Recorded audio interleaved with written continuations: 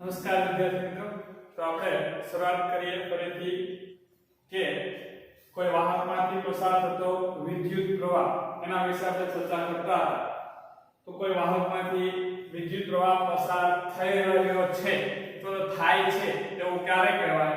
તો કે જ્યારે તે વાહકના કોઈ પણ આડછેદમાંથી આપેલ સમયમાં કંઈક પરિણામી વિદ્યુત ભાર પસાર થાય. અગાઉ જેમ આપણે વાત કરી હતી કે વાહક પદાર્થની અંદર રહેલા મુક્ત ઇલેક્ટ્રોન્સ ઉષ્મીય ગતિ અસ્તવ્યસ્ત જે ગતિ કરતા હોય છે તેમાં કોઈ જ વિદ્યુત પ્રવાહનું નિર્માણ થતું નથી, કારણ કે આવી અસ્તવ્યસ્ત ગતિમાં વાહકના કોઈ પણ આડછેદમાંથી આપેલ સમયમાં પરિણામી વિદ્યુત ભાર પસાર થતો નથી, અથવા તો પસાર થયેલ પરિણામી વિદ્યુત ભાર શૂન્ય છે. એટલે આ ઉષ્મીય ગતિ દરમિયાન કોઈ જ વિદ્યુત પ્રવાહનું નિર્માણ થતું નથી, અથવા તો વાહકમાંથી કોઈ વિદ્યુત પ્રવાહ વહેતો નથી. કોઈ વાહકમાંથી વિદ્યુત પ્રવાહ વહે તે માટે આપેલ સમયમાં તેના કોઈ પણ આડછેદમાંથી કંઈક પરિણામી વિદ્યુત ભાર પસાર થવો જરૂરી છે. તો હવે આપણે વાત કરીએ પરિણામી વિદ્યુત ભાર કેવી રીતે પસાર થશે એના વિશે પછી વાત કરીએ. પહેલા પસાર થયેલ પરિણામી વિદ્યુત ભાર કેલ્ક્યુલેટ કેવી રીતે કરવું, ફાઇન્ડ આઉટ કેવી રીતે કરવું, તો અહીં ધ્યાન રાખજો. સમજવા માટે આપણે એક ઉદાહરણ લઈએ. ધારો કે અહીં લંબન ચોસલું બતાવેલો છે અને એક છેડો A છેડો છે, બીજો છેડો B છેડો છે. અહીં એક મેં આડછેદ એનું ધ્યાનમાં લીધું. કોઈ પણ જગ્યાએ તમે આડછેદ વિચારી શકો. હવે ધારો કે આ આડછેદ છે એના A છેડા તરફ હું ફોર એક્ઝામ્પલ સમજવા માટે ધારો કે અહીંયા 50 પ્રોટોન છે. કેટલા પ્રોટોન છે ભાઈ? 50 પ્રોટોન છે. અહીંયા ધારો કે હું તમને એમ કહું 40 પ્રોટોન છે. ખાલી સમજવા માટે અહીં 50 પ્રોટોન છે, અહીંયા 40 પ્રોટોન છે. આ આડછેદમાંથી પસાર થયેલ ચોખ્ખો વિદ્યુત ભાર કેવી રીતે શોધવું, કેવી રીતે એની ગણતરી કરવી, આના વિશે આપણે વાત કરીએ છીએ.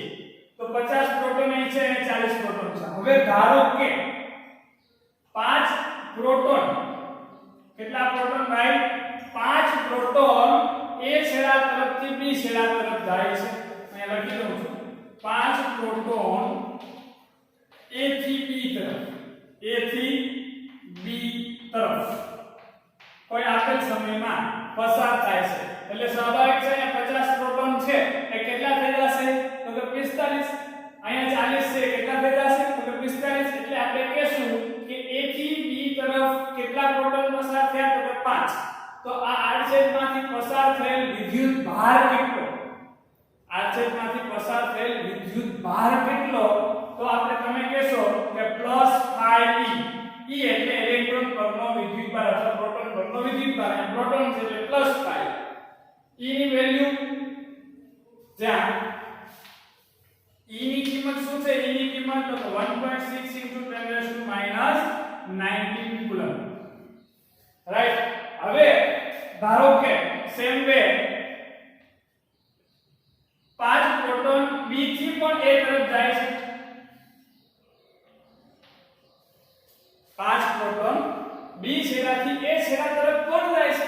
આપેલ સમયમાં ડેલ્ટા T સમયમાં ધારો કે 5 પ્રોટોન A થી B તરફ ગયા, સામે 5 પ્રોટોન B થી A તરફ ભાગ્યા, તો શું થશે? અહીંયા 50 ના 50 રહેશે, અહીંયા 40 ના 40 રહેશે. તો આપણે કહીશું કે આ છેદમાંથી કોઈ જ પરિણામી વિદ્યુત ભાર પસાર થતો નથી. અગાઉ આપણે કીધું કે જેટલા આપેલ સમયમાં જેટલા ઇલેક્ટ્રોન કે પ્રોટોન જે વિદ્યુત ભાર કમ, અહીંયા પ્રોટોન તરીકે સમજીએ ફોર એક્ઝામ્પલ સમજવા.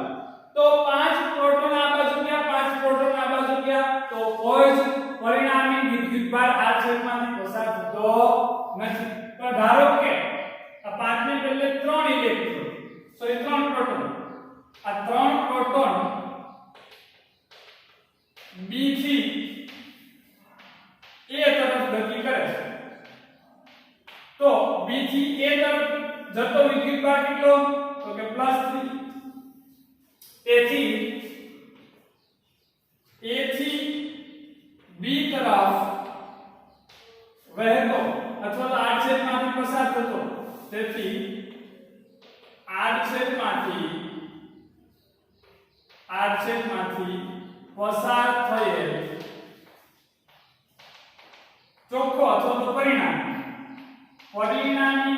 ભાર કેટલો થશે તો કે 5 પ્રોટોન છે A થી B તરફ ગયા તો 3 પ્રોટોન પાછા B થી A તરફ આવી ગયા તો આ છેદમાંથી પસાર થયેલ પરિણામી વિદ્યુત ભાર જે છે એ થશે +2 ઇલેક્ટ્રોન કઈ બાજુ A થી B તરફ ખ્યાલ આવે છે આ છેદમાંથી પસાર થયેલ પરિણામી વિદ્યુત ભાર કેટલો થયો +2 કઈ બાજુ A થી B તરફ એવી રીતે આ પ્રોટોન ની વાત ધન વિદ્યુત ભારની વાત ધારો કે હવે આપણે ઇલેક્ટ્રોન ની વાત કરીએ પ્રોટોન ની વાત ભૂલી જાઓ હવે ઋણ વિદ્યુત ભારની વાત કરીએ હવે ઋણ વિદ્યુત ભારની વાત કરીએ અહીંયા ધારો કે આપણે એમ કહીએ કે ભાઈ 50 ઇલેક્ટ્રોન છે અહીંયા ધારો કે 60 ઇલેક્ટ્રોન છે ફોર એક્ઝામ્પલ સમજવા માટે ધારો કે આપેલ સમયમાં 10 ઇલેક્ટ્રોન A થી B તરફ જાય છે કેટલા ભાઈ તો કે 10 ઇલેક્ટ્રોન A થી B તરફ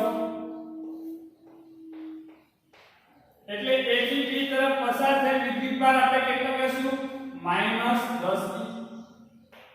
જેટલો વિદ્યુત ભાર A થી B તરફ સામે બાજુ ધારો કે હું ફરીથી કહું તો 10 ઇલેક્ટ્રોન B થી A તરફ કોણ આવે છે 10 ઇલેક્ટ્રોન B થી A તરફ તો આ છેદમાંથી પસાર થયેલ પરિણામી ઋણ વિદ્યુત ભાર તો કે કાંઈ નહીં 0 કારણ કે 10 આમ ગયા 10 આમ તો આ છેદમાંથી પસાર થયેલ પરિણામી વિદ્યુત ભાર શૂન્ય થશે પરંતુ હું તમને એમ કહું કે 5 ઇલેક્ટ્રોન કેટલા ઇલેક્ટ્રોન 5 ઇલેક્ટ્રોન B થી A તરફ 5 ઇલેક્ટ્રોન B થી A તરફ તો પસાર થયેલ વિદ્યુત ભાર કેટલો કહેવાશે તો કે -5 કઈ બાજુ તો કે B થી A તરફ તેથી આરછેદમાંથી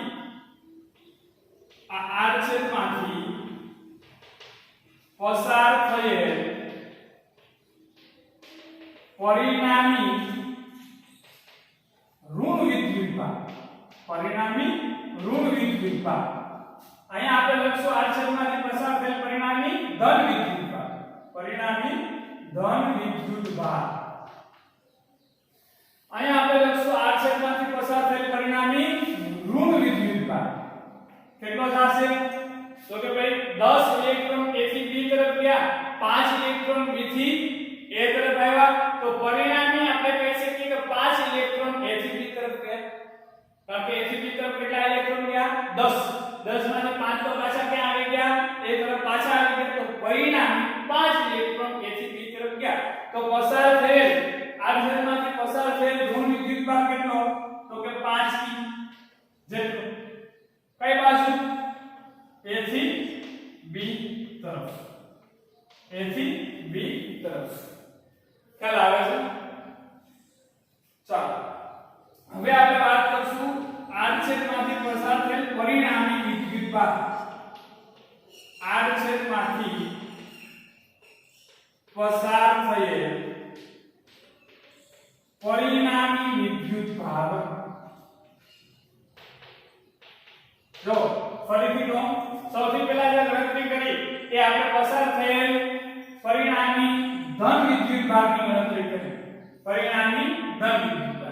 પછી જે આપણે ગણતરી કરી એ કરી પરિણામી ઋણ વિદ્યુત ભારની અને હવે આપણે પસાર થયેલ પરિણામી વિદ્યુત ભારની ગણતરી છે એ કરશું સૌથી પહેલા પરિણામી ધન વિદ્યુત ભાર આની ગણતરી કેમ થશે તો કે ઉદાહરણ સામાન્ય ઉદાહરણ કે અહીંયા કાંઈક ઇલેક્ટ્રોન કાંઈક પ્રોટોન છે અહીંયા કાંઈક પ્રોટોન છે A થી B તરફ પસાર થાય છે કાંઈક પ્રોટોન છે B તરફ મતલબ કે ધન વિદ્યુત ભાર છે કાંઈક ધન વિદ્યુત ભાર A થી B તરફ કાંઈક ધન વિદ્યુત ભાર B થી A તરફ તો પસાર થયેલ પરિણામી ધન વિદ્યુત ભારની ગણતરી કેવી રીતે થશે તો કે એક દિશામાં પસાર થયેલ ધન વિદ્યુત ભાર માઈનસ એના કરતા વિરુદ્ધ દિશામાં પસાર થયેલ ધન વિદ્યુત ભાર તો પરિણામી ધન વિદ્યુત ભારની ગણતરી તમે કેવી રીતે કરશો પસાર થયેલ પરિણામી ધન વિદ્યુત ભાર તો કે કોઈ એક દિશામાં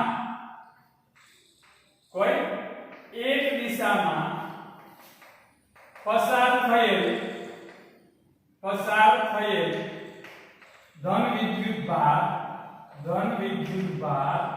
માઈનસ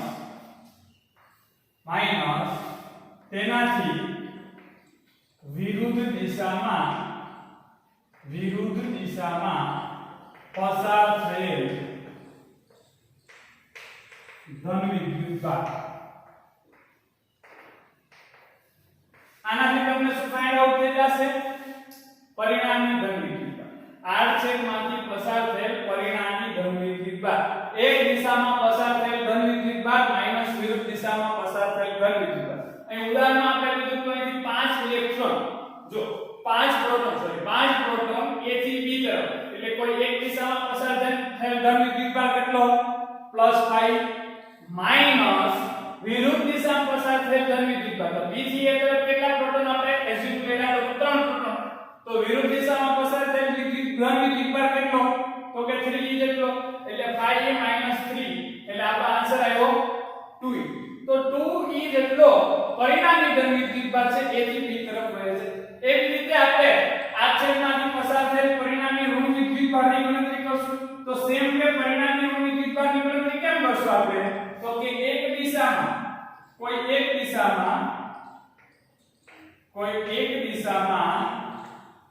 પસાર થયેલ ઋણ વિદ્યુત ભાર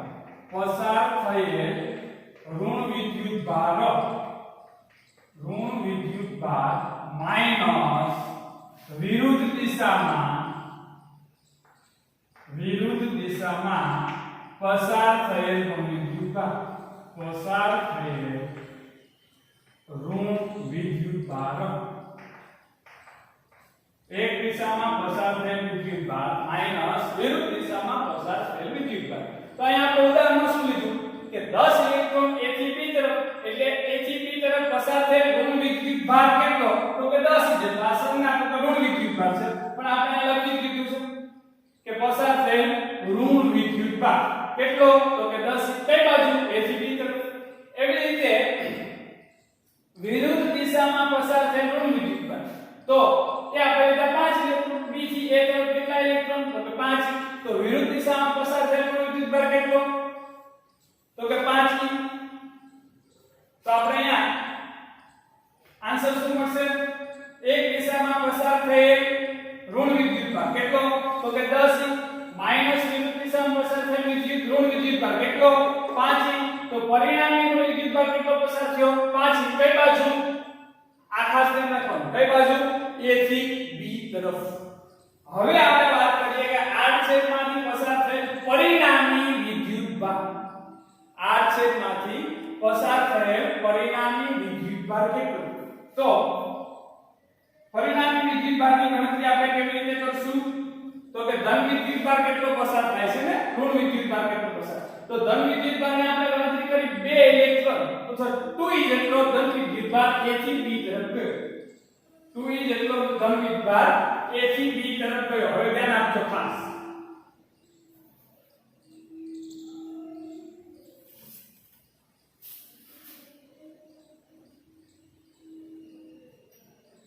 A થી B તરફ 2E જેટલો વિદ્યુત ભાર ગયો. હવે પરિણામી વિદ્યુત ભારની વાત કરીએ, પરિણામી ઋણ વિદ્યુત ભારની, તો એ 5E જેટલા વિદ્યુત ભાર A થી B તરફ જાય છે. તો આથી અહીંયા +2 આવ્યો અને અહીંયા -5 પણ આવેલો છે. ખ્યાલ આવે છે? તો હવે પરિણામી આડછેદમાંથી પસાર થયેલ પરિણામી વિદ્યુત ભાર કેટલો? તો તમે કહેશો +2 ઇલેક્ટ્રોન આવ્યા, 2 પ્રોટોન અને 5 ઇલેક્ટ્રોન, એટલે તમે કહેશો 3 ઇલેક્ટ્રોન જેટલો ઋણ વિદ્યુત ભાર છે A થી B તરફ આવે છે. કયો પરિણામ? 3E જેટલો વિદ્યુત ભાર A થી B તરફ. કેવો? ઋણ. એટલે પસાર થયેલ પરિણામી વિદ્યુત ભારની જો આપણે વાત કરીએ તો એક દિશામાં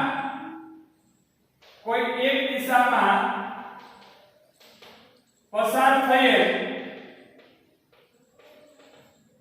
કુલ ધન વિદ્યુત ભાર, કુલ અથવા તો પરિણામી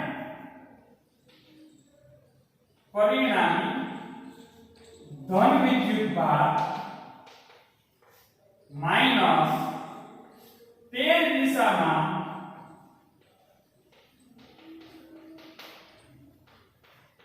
પસાર થયેલ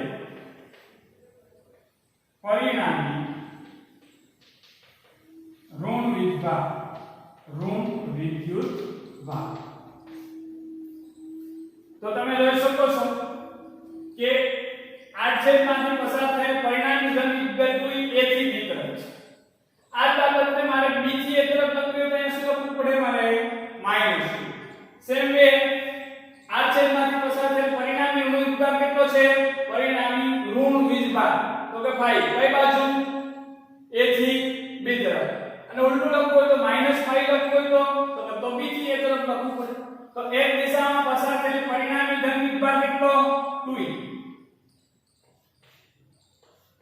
એક દિશામાં પસાર થયેલ પરિણામી ઋણ વિભાગ કેટલો તો કે 5 આ બંનેનો તફાવત તો આન્સર આવે -3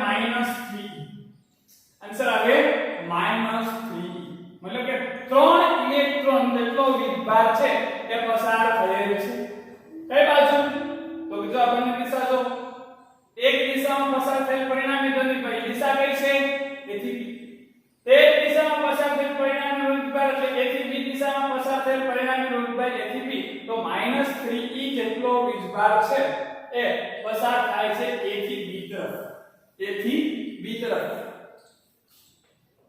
a થી b તરફ અથવા આ બાબતને મારે લખવી હોય તો +3e જેટલો વિદ્યુતભાર પસાર થાય છે પણ b થી a તરફ b થી a તરફ આ બંને બાબત સેમ છે a થી b તરફ કે -3e a થી b તરફ તો +3e આ બાબતને આમ લખી શકાય b થી a તરફ ખ્યાલ આવે છે તો આ રીતે કોઈ આડછેદમાંથી પસાર થયેલ પરિણામી વિદ્યુતભારની ગણતરી કરી શકો છો તો અહીંયા ફોર્મ્યુલા લખાઈ દઉં છું કે આડછેદમાંથી પસાર થયેલ પરિણામી વિદ્યુતભાર કોઈ આડછેદમાંથી પસાર થયેલ પરિણામી વિદ્યુતભાર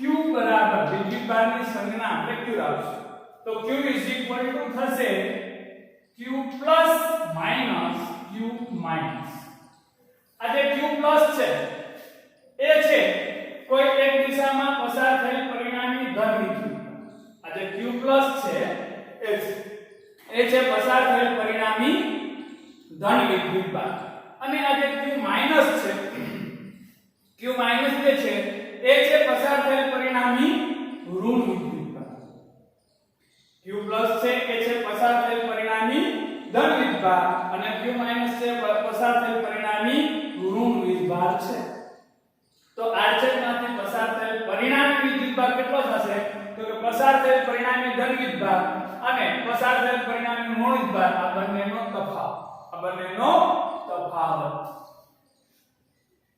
ખ્યાલ આવે છે ચાલો તો આ વાત થઈ પસાર થયેલ વિદ્યુતભાર આડછેદમાંથી પસાર થયેલ વિદ્યુતભારની ગણતરી એના વિશે વાત હજી એક એક્ઝામ્પલ લઈ લઈએ ચલો હજી એક એક્ઝામ્પલ લઈ લઈએ એક્ઝામ્પલ લઈએ ઓકે ધારો કે મેં આ આકૃતિ છે આપણી પાસે આડછેદની આમાં ચેન્જીસ કરતા ચાલો ધારો કે હું તમને એમ કહું કે 10 પ્રોટોન છે a થી b તરફ પસાર થાય છે આપેલ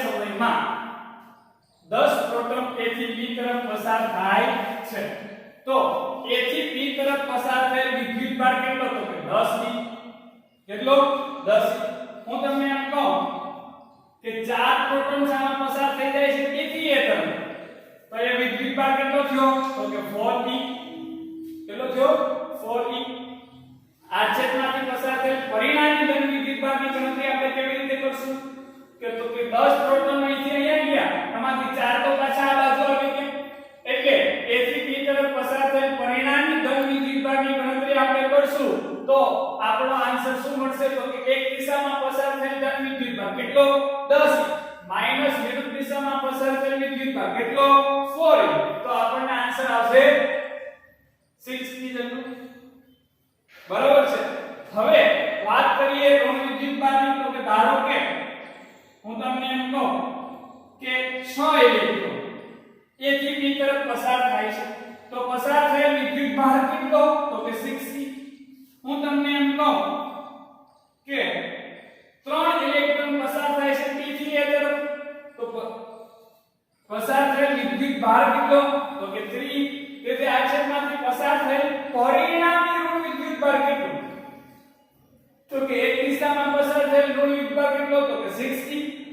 માઈનસ વિરુદ્ધ દિશામાં પસાર થયેલ વિદ્યુતભાર કેટલો વિદ્યુતભાર તો કે 3 તેથી A થી B તરફ પસાર થયેલ પરિણામી ઋણ વીજભાર કેટલો થશે તો 6e 3 એટલે આપણો આન્સર આવશે 3 ખ્યાલ આવે છે હવે આ છેદમાંથી પસાર થયેલ પરિણામી વિદ્યુતભારની વાત કરીએ આ છેદમાંથી પસાર થયેલ પરિણામી વિદ્યુતભાર તો એક દિશામાં પસાર થયેલ પરિણામી ધન વિદ્યુતભાર એટલે Q+ માઈનસ Q માઈનસ તો અહીંયા આપણી પાસે Q+ નો આન્સર શું છે આ છેદમાંથી પસાર થયેલ પરિણામી ધન વિદ્યુતભાર કે જેને આપણે સંજ્ઞા આપી Q+ કેટલો છે 6e કઈ બાજુ A થી B તરફ તો અહીંયા થશે Q = 6e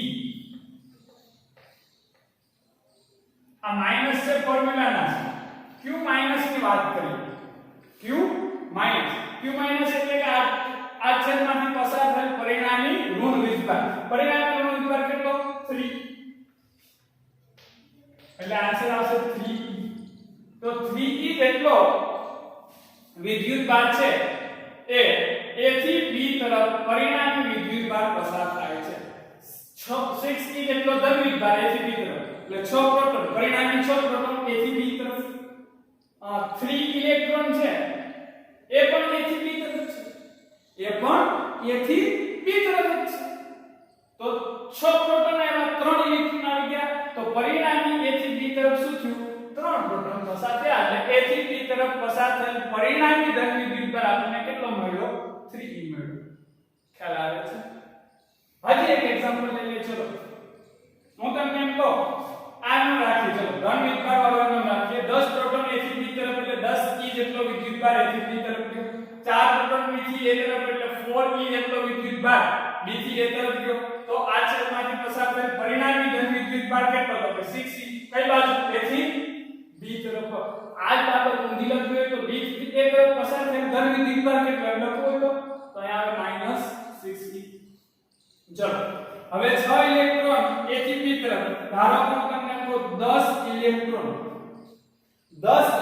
B થી A તરફ તો B થી A તરફ પસાર થયેલ ઋણ વિદ્યુતભાર કેટલો થયો ભાઈ 10e તેથી આ છેદમાંથી પસાર થયેલ પરિણામી ઋણ વિદ્યુતભાર કેટલો પરિણામી ઋણ વિદ્યુતભાર ડાયરેક્શન કોઈ પણ એક રાખવાની છે અહીંયા A થી B લીધી છે તો અહીંયા પણ A થી B તો એક દિશામાં પસાર થયેલ વિદ્યુતભાર કેટલો 6e માઈનસ e તેનાથી વિરુદ્ધ દિશામાં પસાર થયેલ ઋણ વિદ્યુતભાર તો કે 10e તો A થી B તરફ પસાર થયેલ ઋણ વિદ્યુતભાર તમને મળશે -4e કેટલો મળશે -4e ધ્યાન આપો ખાસ જો અહીંયા આપણે ડાયરેક્શન કઈ લીધી છે A થી B કોઈ એક ડાયરેક્શન પકડી રાખવાની છે B થી A લ્યો તો B થી A થી B લ્યો તો A થી B કોઈ એક ડાયરેક્શન પકડી રાખવાની છે A થી B તરફ પસાર થયેલ વિદ્યુતભાર કેટલો છે પરિણામી 6 ચલો એવી રીતે અહીંયા પરિણામી પસાર થયેલ પરિણામી ઋણ વિદ્યુતભારની ગણતરી કરો છો ડાયરેક્શન તો કે A થી B તરફ કેટલા ઇલેક્ટ્રોન 6 ઇલેક્ટ્રોન B થી A તરફ કેટલા 10 ઇલેક્ટ્રોન તો પરિણામી તમે વિચારો પરિણામી તો 4 ઇલેક્ટ્રોન B થી A તરફ પસાર થયા કહેવાય 4 ઇલેક્ટ્રોન B થી A તરફ તો B થી A તરફ પસાર થતો ઋણ વિદ્યુતભાર કેટલો કહેવાય 4e કહેવાય હવે આપણે A થી B ડાયરેક્શન સાથે લીધી છે તો અહીંયા પણ A થી B ડાયરેક્શન લેવાની તો એક દિશામાં પસાર થતો ઋણ વિદ્યુતભાર કેટલો તો 6e માઈનસ વિરુદ્ધ દિશામાં પસાર થતો ઋણ વિદ્યુતભાર કેટલો તો 10e બંનેનો તફાવત એટલે આન્સર આવ્યો -4 હવે વાત કરીએ આ છેદમાંથી પસાર થયેલ પરિણામી વિદ્યુતભારની એક દિશામાં પસાર થયેલ પરિણામી ધન વિદ્યુતભાર એટલે Q+ જે કેટલો છે આપણી પાસે 6e માઈનસ તે દિશામાં પસાર થયેલ પરિણામી ઋણ વિદ્યુતભાર એટલે આ પરિણામી ઋણ વિદ્યુતભાર આપણી પાસે કેટલો છે -4e છે ધ્યાન રાખજો તો અહીંયા આપણે આ મૂકશું -4e તો આપણો આન્સર શું થશે 6e + 4e એટલે આપણો આન્સર થશે 10e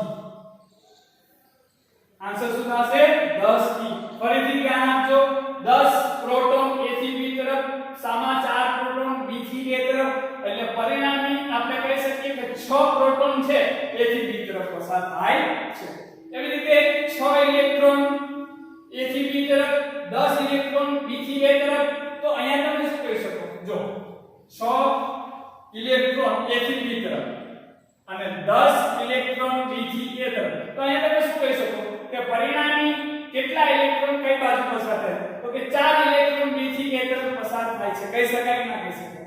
4 ઇલેક્ટ્રોન B થી A તરફ. અહીંયા આપણે ડાયરેક્શન લીધી છે A થી B તરફ. તો ઊંધું કેવું હોય? A થી B તરફ કેટલા? તો કે -4.